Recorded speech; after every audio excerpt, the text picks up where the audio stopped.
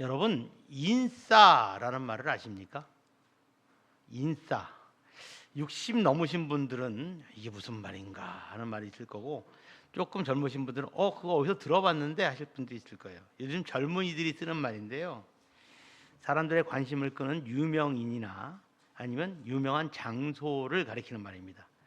여기 인싸야. 저 사람 인싸야. 그러면 저 사람 유명한 사람이야. 저 사람 요즘에 뜨고 있어. 요즘에 이 장소가 핫플레이스라고 그러죠. 뜨고 있어. 이렇게 얘기를 하는 것이 인싸라고 말합니다. 요즘 우리 새롬교회가 군포의 인싸가 되었습니다. 그 이유는 뭐냐면요. 얼마 전에 오픈한 새롬 농장 때문에 인싸가 됐어요. 사철나무를 다 뽑아버리고 그 자리에 호박, 수박, 가지, 고추, 상추, 적겨자, 청겨자, 고수, 파, 바질까지 다 심었어요. 종류별로 쫙 심어놨더니, 그리고 또 그거에다가 열심히 이 대를 박아갖고 막 다 묶어놓으니까 이게 그냥 졸지 주말 농장이 돼버린 거예요. 주말 농장이 아니죠. 일일 농장이에요. 관리하는 사람이 얼마나 많은지 사공이 많아서 배가 하늘로 갈 것 같아요. 한 10명은 돌아가면서 각자 자기 의견대로 하고 싶은 대로 합니다. 예. 근데요, 그랬더니 이 동네 사람들이 오락가락하면서 다 보는 거예요. 왔다 갔다 하면서 보고, 어떤 사람은 참견하고, 어떤 사람은 사진 찍고, 어떤 사람은 수상하게 자꾸 만지작해요. 내가 그 신경 쓰고 있어요. 저거 없어지면 저 사람인데. 근데 만지작거리는 사람은 꼭 정해져 있어요. 아마 내가 볼 때도 아마 조금씩 뜯어가는 거 아닌가. 뜯어가도 좋아요. 좋습니다. 근데 어느 날 내가 감시 겸 채소를 돌볼 겸 나갔더니 놀라운 장면을 본 거예요. 채소 몇 개가 벌레가 먹은 거야. 얼마나 억울한지, 괘씸하고 억울한지. 이놈의 벌레를 잡아야 되겠는데 잡힐까 안 잡힐까요? 잡히면 벌레가 아니죠. 그래서 어떻게 하면 이걸 없앨 수 있는가, 농약을 치래요. 농약을 어떻게 쳐요? 그랬더니 AI한테 물어보니까 원두커피 찌꺼기를 뿌리래요. 원두커피 찌꺼기를 우리 조합원사님이 맨날 뿌리고 있거든요. 그러니까 좀 낫긴 한데 더 뿌리라고 그래서 제가 더 갖다가 막 뿌렸어요. 이제 벌레는 더 이상 없을 거다 생각을 하고, 더 벌레가 생기면 목초액을 구해다가 제가 뿌려서 그 벌레를 박멸하기로 생각을 했습니다. 신경을 쓰니까 식물들이 더 이뻐요. 더 잘 자라는 것 같아요. 그리고 여러분, 오늘 갈 때 한 개씩 뜯어서 한번 와보세요. 맛이 너무너무 좋아요. 매일 물 주는 야채는요, 정말 부드럽고 맛있대요. 그냥 냅두면 뻣뻣한데 매일 물을 주는데, 물을 한 사람만 주는 게 아니에요. 이 사람도 주고 저 사람도 주고, 그러니까 더 부들부들하고 참 맛있는 것 같아요. 그런 말이 있죠. 식물은 주인의 발걸음 소리를 듣고 큰다. 농부의 발걸음 소리를 듣고 큰다는 게 무슨 말이냐면, 신경 쓰는 것만큼, 찾아오는 것만큼 식물은 보답을 한다는 거예요. 그러니까 식물의 입장에서도 자기를 신경 써주는 주인이 있다는 것은 참 행복한 일이고 좋은 일이죠. 매일매일 찾아와 주는 사람이 있다는 것. 그래서 내가 안전하게 벌레로부터 안전하고, 또 물로부터도 안전하고, 잡초로부터 안전할 수 있는 상황이 되는 것이 얼마나 식물의 입장에선 다행이겠습니까? 우리 교회는요, 하루에도 내가 볼 때 한 대여섯 명은 찾아가는 것 같아요. 바꿔가면서. 그래서 여기 화단에 있는 식물들은 참 건강하게 잘 자라고 있는 것 같습니다. 그런데 한번 생각해 봤어요. 우리가 화단을 찾는 것보다 우리를 더 찾아오시는 분이 계세요. 내가 화단을 찾아가는 것이 아니라 오늘 나를 찾아오시는 분이 계시는 거예요. 오늘 말씀 설교 제목을 함께 읽어볼까요? 함께 읽겠습니다. 말씀이 둘을 두드릴 때. 우리를 찾아오시는 분이 누구십니까? 천지를 지으시고 천지의 주인이 되시는 여호와 하나님이 우리를 날마다 찾아오시죠. 어떻게 찾아오십니까? 말씀으로 찾아오시죠. 요한계시록 3장 20절 말씀입니다. 저와 여러분이 함께 읽겠습니다. 볼지어다 내가 문 밖에 서서 두드리노니 누구든지 내 음성을 듣고 문을 열면 내가 그에게로 들어가 그와 더불어 먹고 그는 나와 더불어 먹으리라. 아멘. 여러분, 하나님이 우리의 문을 두들기고 있대요. 그럼 우리는 마음의 문을 열고 하나님과 더불어 먹고 하나님과 함께 거한다는 거예요. 자, 제가 여러분에게 질문을 좀 드릴까요? 여러분, 하나님께 마음 문을 활짝 열고 하나님을 환영하고 계십니까? 아니면 연 것 같은데 하나님이 들어오셨는지 안 들어오셨는지 잘 모르는 상태에 있습니까? 1번입니까? 2번입니까? 마음 열고 하나님을 모셔드렸습니까? 근데 그렇게 모셔드렸다고 얘기하기에는 그 은혜와 감격과 능력이 부족한 것 같아서 그렇게 말은 못하고, 또 내가 하나님을 사랑하는 것도 사실이니까 문을 연 것도 같고 안 연 것도 같고, 주님이 밖에 서 있는지 안에 들어와 있는지 애매모호하신 분들이 아마 많을 것 같습니다. 그렇죠. 이 땅에 있는 모든 기독교인들의, 신앙인들의 고민이 그거예요. 문을 열고 주님이 내 안에 확 들어와서 내가 주님 안에 확 취해서 주님과 동행해서 그렇게 날마다 기쁨으로 살면 좋겠는데, 우리는 세상에서 우리에게 태클 거는 여러 가지 것에 노출돼 있고 너무나 힘들고 은혜로운 시간보다 짜증내고 힘들고 신경 쓰는 시간이 더 많은 것 같아서, 그래서 우리 마음이 늘 불편하고 불안하지는 않습니까? 주님은 오늘도 우리의 마음의 문을 두드리고 계십니다. 자, 그러면 우리는 어떻게 문을 열고 어떻게 주님을 받아들이고 어떻게 주님과 동행할 수 있을까요? 오늘 본문 말씀인 씨 뿌리는 비유를 보면서 주님께서 말씀으로 우리 문을 두드릴 때 우리가 어떻게 해야 되는지를 잘 살펴보고, 만일 그렇게 살지 못하고 있다고 한다면 이 시간에 그렇게 살기를 결단하시는 저와 여러분 되시기를 주의 이름으로 축원합니다. 자, 주님께서 말씀으로 우리의 마음을 두드릴 때, 주의 말씀이 들릴 때 일어나서 기경해야 돼요. 갈아엎어야 됩니다. 내 마음의 밭을 갈아엎어야 됩니다. 마가복음 4장 16절로 19절 말씀 저와 여러분이 한 절씩 읽습니다. 또 이와 같이 돌밭에 뿌려졌다는 것은 이들을 가리킴이니 곧 말씀을 들을 때 즉시 기쁨으로 받으나 그 속에 뿌리가 없어 잠깐 견디다가 말씀으로 인하여 환난이나 박해가 일어나는 때에는 곧 넘어지는 자요. 또 어떤 이는 가시떨기에 뿌려진 자니 이들은 말씀을 듣기는 하되 세상의 염려와 재물의 유혹과 기타 욕심이 들어와 말씀을 막아 결실하지 못하게 되는 자요. 아멘. 여기서 예수님께서는 지금 비유를 들고 계신 것을 알 수 있지요. 뿌려진 씨는 하나님의 말씀을 얘기하고, 그 씨가 뿌려진 네 가지의 밭은 돌짝밭, 가시덤불, 또 그 길가, 옥토는 우리 말씀을 받는 우리의 마음인 것을 상징합니다.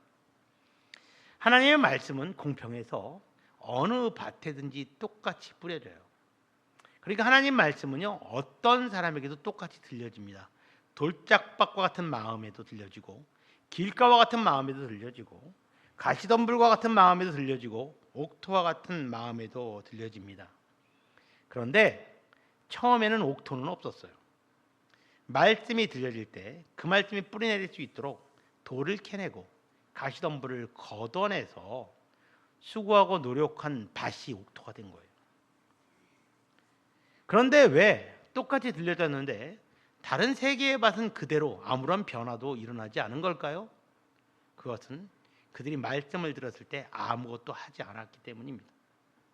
그냥 가만히 있었어요. 한 귀로 듣고 한 귀로 흘리고, 그저 지금은 은혜 받지만 그 이후에는 그냥 지나가는 것이지요. 기경이라는 한자 말은요, 일어날 기자에 갈아엎을 경자를 씁니다. 그러니까 그냥 대강 눈치 봐서 일하는 게 아니라 벌떡 일어나서 영적인 큰 쟁기를 들고 깊은 곳에 깊게 뿌리를 내리고 깊게 땅속 깊은 곳에 그것을 받고 속에서부터 뒤집어 엎는 거예요. 내 잘못된 영적 습관, 내 고집, 내가 판단하고 내가 주인 돼서 믿던 내 모든 신앙의 모습들을, 하나님이 기뻐하지 않는 모습들, 내 영적인 성장을 가로막는 그런 것들을 다 갈아엎는 거예요. 뿌리채 뒤집는 것입니다.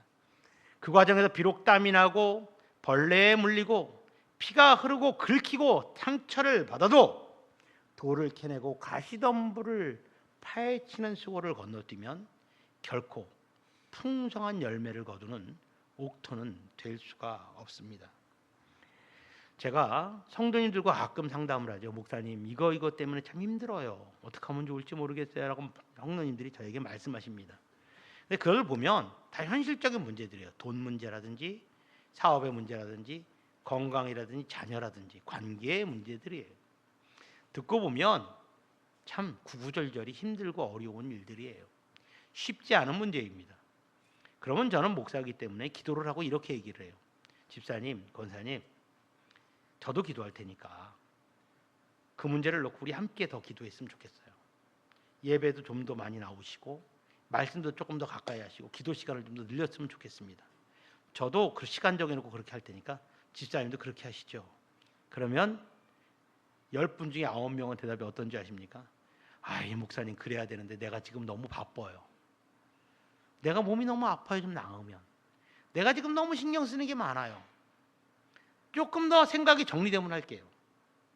근데요, 그 못하는 이유가 나한테 와서 목사님 어떻게 하면 좋아요 하는 문제가 똑같은 거예요.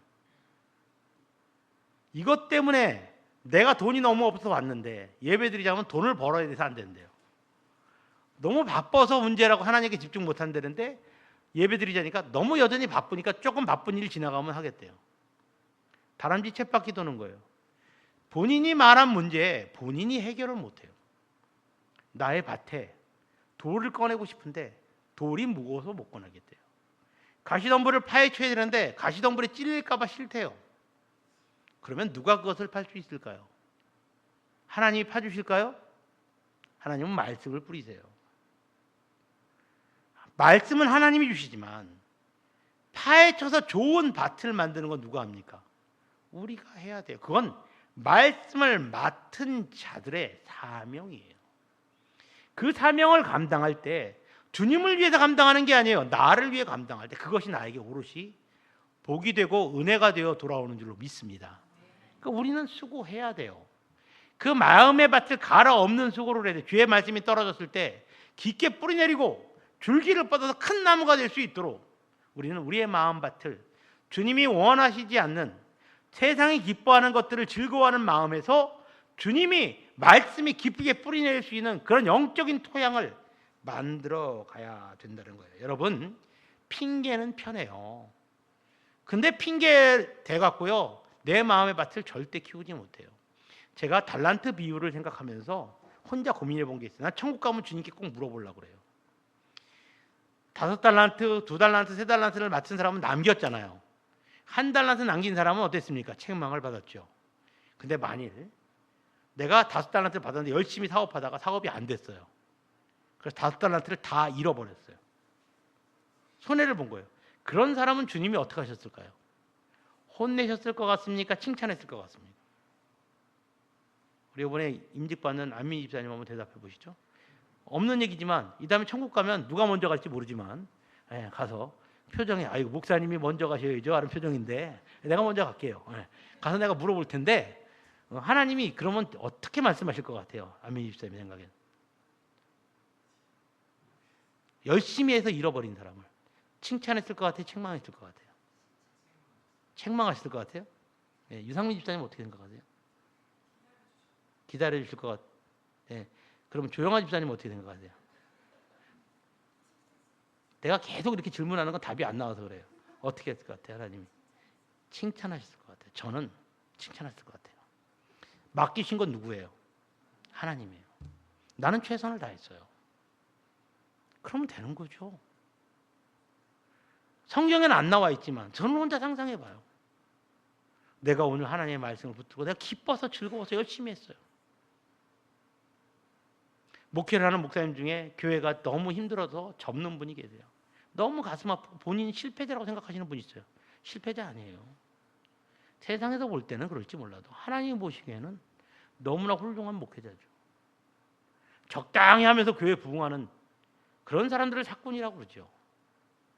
저도 늘 사꾼이 되지 않으려고 신경을 쓰지만 하나님이 맡기신 것은 뭐예요? 최선을 다하는 거예요. 1달란트 맡은 사람은요. 달란트를 남겼어요. 그대로. 손해는 안 봤어요. 그 사람은 나 손해 안 보려고 갖고 왔다는 거예요. 근데 뭐 주님이 화나신 건 핑계를 댔다는 거예요. 내가 너에게 핑계 들으려고 달란트를 맡겼느냐? 주님의 워딩은 정확해요. 내가 너에게 핑계를 들으려고 달란트를 맡겼겠느냐. 주님은 잘하는 사람보다 어떤 사람이 중요합니까?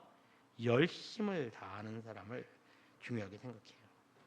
스위스의 대표적인 신학자로 에밀 브루너라는 사람이 있는데 이 사람이 이런 멋진 말을 해요. 불은 타고 있을 때만 불이다. 소방관이 들으면 싫어할 얘기예요. 근데 불은 타고 있을 때만 불이래요. 불이 붙지 않은 장작은 그저 나무일 뿐이고 불이 꺼진 것은요 재일 뿐이에요. 무슨 말씀입니까?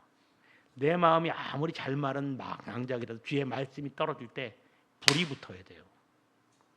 뜨겁게 타올라야 돼요. 그게 하나님이 우리를 구원하시고 우리에게 씨를 뿌리시고 말씀을 주시는 이유예요. 그런데 세상 근심, 염려, 내가 하고 싶은 일들, 세상 욕심, 고집을 가지고 그것들을 바라보면서 돌짝으로 가시덤불로 길가로 주의 말씀이 떨어졌을 때 젖은 장작처럼 불이 붙지 못한다면 주님이 기뻐하시는 일일까요? 말씀이 문을 두드릴 때 주님을 맞아들이는 행동일까요? 그렇지 않죠. 내일부터 하라시 11기를 시작을 합니다. 11기를 하는 동안에 벌써 한 2년 좀 넘게 지나서 성경을 한 번 읽고요. 두 번째 읽고 있고요. 지금 계속 잘 가고 있어요. 자, 여러분, 세상에서 제일 신앙인들이 두려워해야 되는 게 습관입니다. 이제 성경을 쭉쭉 읽는 게 습관이 됐어요. 그러다 보면 익숙해져요. 익숙해지면 지루해집니다. 저녁에 근무 끝나고 돌아오면 얼마나 피곤해요. 성경 읽었습니다 올리시는 분이 새벽 12시에도 올리고 1시에도 올려요. 얼마나 삶이 피곤할까.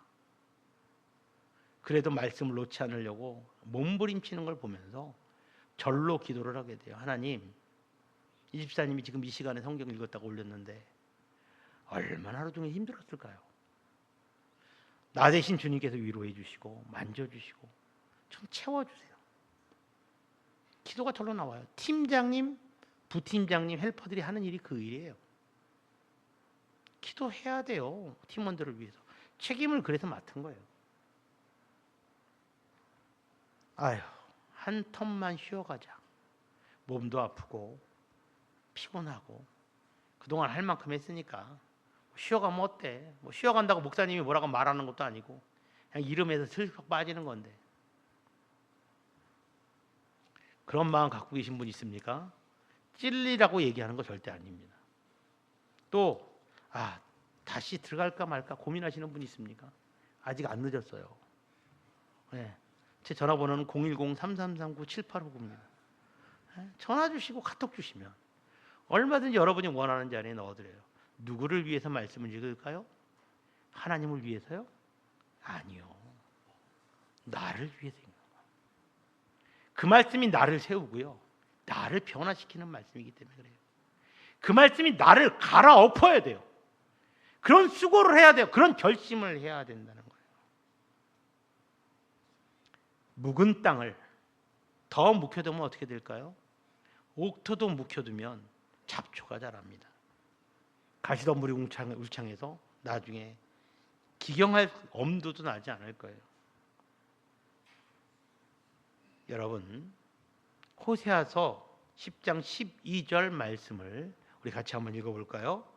너희 묵은 땅을 기경하라. 지금이 곧 여호와를 찾을 때니 마침내 여호와께서 오사 공의를 비처럼 너희에게 내리시리라. 오늘 말씀에 꼭 맞는 말씀이 다시 한번 읽겠습니다. 시작. 너희 묵은 땅을 기경하라. 지금이 곧 여호와를 찾을 때니 마침내 여호와께서 오사 공의를 비처럼 너희에게 내리시리라. 아멘. 사랑하는 새롬교회 성도 여러분, 혹시 바빠서 몸이 아파서 마음이 복잡해서 방치하는 마음의 땅이 있습니까? 말씀이 사라지든 말든 내 마음에 받은 말씀에게 내어드릴 수 없습니까? 그렇게 작정하고 결심하신 분 계십니까? 그러면 하나님의 공의가 비처럼 내리기 위해서 지금 이 시간에 여러분의 마음을 과감하게 갈아엎어서 기경하시는 은혜가 있기를 주의 이름으로 축원합니다. 그것이 말씀이 문을 두드릴 때 그 문을 열고 주님을 맞이하시는 첫 번째 단계입니다. 두 번째 단계는요, 말씀이 내 마음의 밭을 기경해서 내 마음이 활짝 열릴 때 맺어지는 열매입니다. 내 마음이 활짝 열릴 때 내 마음에서 맺어지는 하나님의 놀라운 은혜와 축복이지요. 두 번째 단계입니다. 마가복음 4장 20절 말씀 저와 여러분이 같이 읽습니다. 좋은 땅에 뿌려졌다는 것은 곧 말씀을 듣고 받아 30배나 60배나 100배의 결실을 하는 자니라. 네, 아멘. 자, 좋은 땅이 된 것은 말씀을 들었을 때 받았기 때문이에요. 들은 거에 지나지 않고 마음으로 받았기 때문입니다. 그래서 30배, 60배, 100배의 결실을 맺었다고 말해요. 근데 내가 말씀을 준비하면서 조금 혼란스러웠어요. 자, 분명히 4장 20절 말씀을 보면 말씀을 받았기 때문에 그래서 그는 열매 맺는 옥토가 될 수 있었던 건데 우리가 앞서 읽었던 16절 말씀을 보면 16절 말씀에도 말씀을 어떻게 했어요? 돌짝밭도 받았다고 돼 있는 거예요. 16절과 20절이 다른 점이 없는데 어떻게 결과는 이렇게 달라졌을까?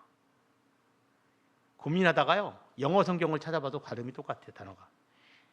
헬라어 원어를 봤어요. 그랬더니 달라요. 그러니까 우리가 성경을 번역할 때 이런 디테일한 점까지도 번역을 해야 돼요. 16절에 그 받았다는요. 데코마이. 그냥 받았다는 리시브 했다는 거예요. 근데 20절에 받았다는요. 달라요. 파라데코마이. 파라라는 말이 붙었어요.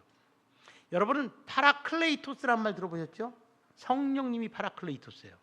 파라는 옆에, 곁에, 바짝 붙어서 이런 뜻이에요. 그러니까 무슨 말이냐면 그냥 말씀을 나와 가까이 하지 않고 받는 것과 말씀을 내가 끌어안고 바짝 붙들고 그 말씀대로 살아가려고 노력하는 것은 완전히 다른 거예요. 근데 성경에는 그냥 받아라는 말만 나와 있으니까 우리가 그걸 쉽게 이해를 못하는 거예요. 번역에는.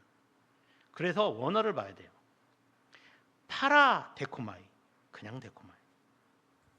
내가 오늘 은혜가 됐네. 또 이틀만 지나면 잊어버릴 텐데 뭐. 오늘 목사님 말씀이 좋았어. 그럼 돌아가면. 그건 뭐예요? 데코마이예요. 잠깐 나에게 머물렀다가 흐트러지는 것. 뿌리를 내리다가 돌짝밭에 걸리고 가지를 내고 올라가다가 가시덤불에 걸리는 거예요. 소멸되고 말아요. 말씀이 말씀되지 못하고 열매가 되지 못합니다. 하지만 파라데코마이는 뭐예요? 끌어안는 거예요.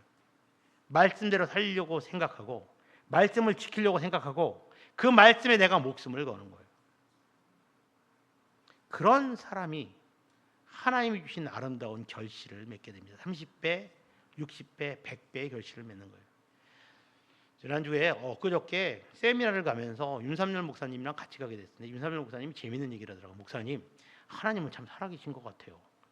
무슨 얘기냐 그랬더니 자기가 옛날에 저기 안양 샘병원 앞에 있는 새하늘교회라는 교회에서 사역했을 때 자기와 나이가 비슷한 청년이 있었대요. 찬양 인도자인데 청년부와 학생 및 찬양을 인도하는 사람인데 나이도 비슷하고 생각이 비슷해서 잘 어울렸대요. 교회를 옮기고 난 다음에도 계속 연락을 주고받는 사이가 됐다는 거예요.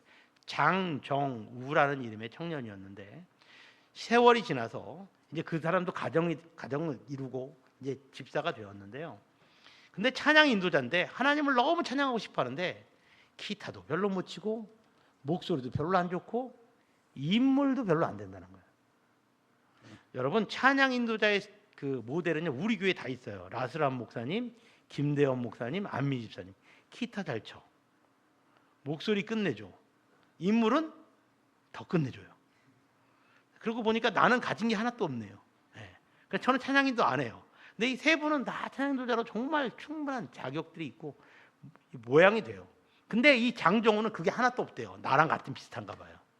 없대요. 근데 하나님을 너무 사랑해서 찬양하는 걸 너무 좋아해서 안 시킬 수가 없대요.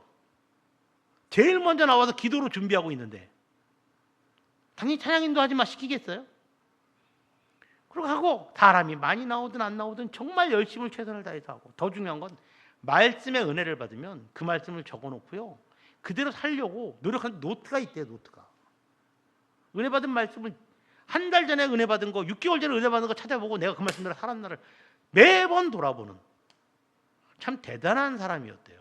근데 그렇게 믿으면 열심인데 세상적으로는 꽝이래요.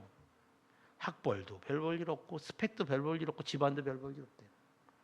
그래서 그때도 아르바이트만 했대요. 장종으로. 자, 여러분, 젊었을 때 아르바이트 했는데 어른들 애가 들어가면 더 좋은 직장 가게 될까요? 어렵겠죠. 그게 늘 마음에 걸렸대요. 하나님, 저 사람 복을 주셔야 되는데, 저렇게 열심히고 저렇게 진심인 사람 복을 주셔야 되는데 하나님 책임져 주세요. 하나님. 그렇게 기도를 했대요. 그런데 2달 전에, 그러니까 이제 30대 중반쯤 된 사람이 전화가 난 거예요. 목사님 좀 보자고. 만났대요. 목사님 저 취직했습니다. 아, 잘 됐다고. 어느 회사냐니까 한국 회사가 아니라 미국 회사에 했습니다. 그러더래요. 그 순간 겁이 덜컥 나더라는 거예요. 영어를 잘 못하는데 어디는 시카고로 간대요. 그래서 혹시 잘못된 데 아닌가 싶어서 어느 회사냐고 물어봤더니 스페이스 X입니다. 그러더래요. 여러분 스페이스 X를 아십니까? 예, 보통 좀 아시는 분들은, 배우신 분들은 오하고 나와요. 그 엊그저께 미국 나스닥에 올라갔죠. 시총이 2조 원이래요. 2조 달러. 2조 달러래. 2조 달러. 미국 대통령도 함부로 못하는 세계 제1의 부자 일론 머스크. 테슬라라는 전기차 회사 사장인데요. 우리나라에 5월 달에 우리나라 모든 차보다, 현대 기아차보다 그 차를 더 팔았어요. 수입차를. 역사상 처음 있었던 일이래요. 전 세계에 그렇게 엄청난 전기차를 팔고, 회사도 많은데 그게 우주를 탐험하는 회사를 하나 만들었어요. 그게 스페이스X예요. 우리나라 주식시장에서도 주식회사, 그 증권회사들이 그 주식을 살려다 못 샀어요. 올라가는 걸. 근데요, 내가 이 얘기를 듣고 살짝 배가 아팠는데, 그 회사 직원이 22,000명인데 400명이 1,500억씩 받았대요. 몇 명이? 400명. 22,000명 중에 400명이 1,500억씩 받았대요. 스톡옵션. 1,500원이 아니에요. 1,500억 원씩 받았대요. 그 임원들이 400명이 부장이나. 그 다음에요, 4,400명이 320억씩 받았대요. 400명 빼고, 그래서 4,200명이 320억씩 받았대요. 자, 그 집사님은 얼마 받았을까요? 몰라요. 한 푼도 안 받았을까요? 줬겠죠. 상장했는데 2달 전에 들어갔는데. 우리가 삼성전자 그렇게 전 국민의 근심 속에 데모하고 매덕 받았잖아요. 게임도 안 되는 거예요. 게임도.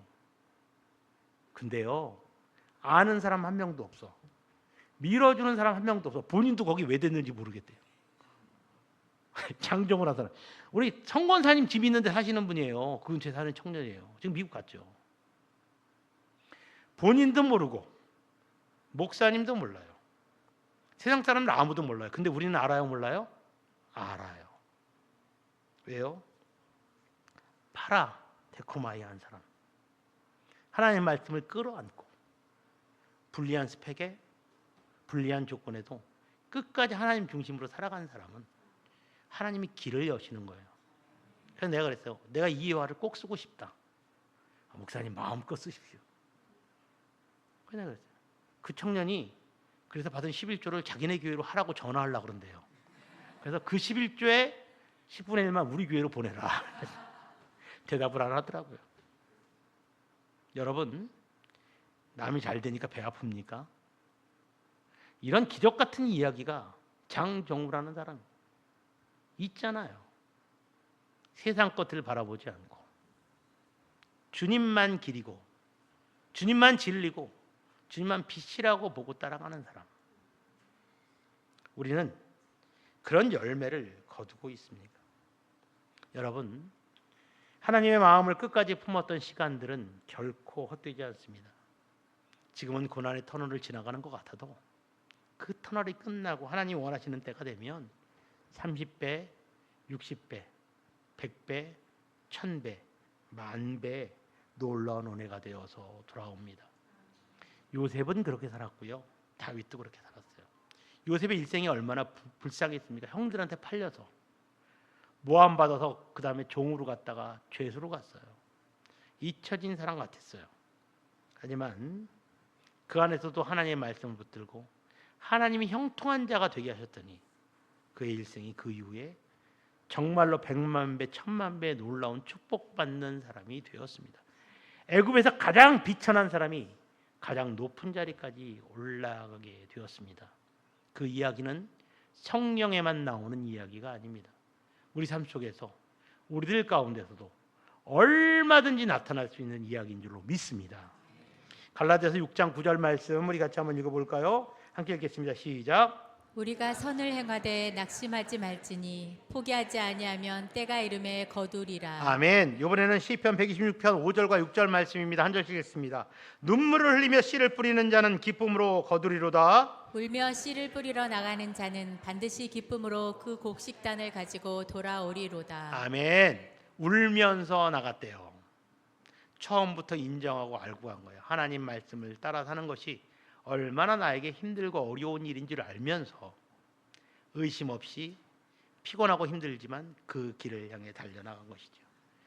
사랑하는 새롭게 성도 여러분, 성경에 나오는 위인들의 공통점이 뭔지 아십니까? 하나님의 말씀을 무시하지 않았다는 거예요. 의심하지 않았다는 거예요. 노아도 아브라함도 모세도 다니엘도 요셉도 다윗도 여호수아도 갈렙도 하나님의 말씀을 무시하지 않았어요. 말씀을 가장 높은 위치에 놓고 말씀하실 때 내 마음밭을 갈아서 말씀을 향해 내 마음을 활짝 열고 하나님의 말씀을 받아서 아름다운 열매를 이루는 사람들입니다. 오늘 설교 제목을 같이 한번 읽어볼까요? 함께 읽겠습니다. 말씀이 문을 두드릴 때. 하나님은 오늘도 말씀으로 우리의 마음의 문을 두드리셨습니다. 여러분, 그 말씀에 어떻게 반응하시겠습니까?